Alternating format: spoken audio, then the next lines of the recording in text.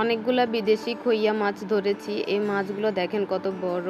এখানে যখন হাঁটতে আসি তখন এভাবেই আমাদের এই জমিটার পাশেই অনেকগুলা মাছ ভাসছিল। তো ভাবতেই পারিনি যে এত সহজে মাছগুলা ধরতে পারবো।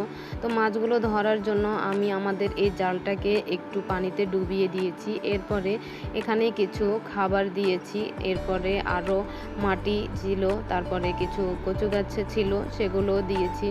এগুলো দেখি এরা পাশে আসে কিনা। তো আমি এগুলো দেওয়ার পরে অনেকক্ষণ পর্যন্ত বসেছিলাম, এগুলো যেন সাইডে আসে বা জালের উপরে আসে।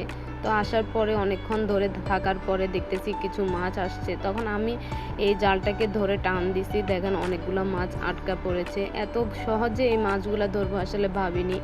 অনেক সুন্দর মাছ, কত বড় দেখেন। এগুলো নাকি বিদেশি খইয়া মাছ, খেতেও নাকি বেশ মজা। তো এভাবেই আমি আজকে মাছগুলো ধরে ফেলেছিলাম।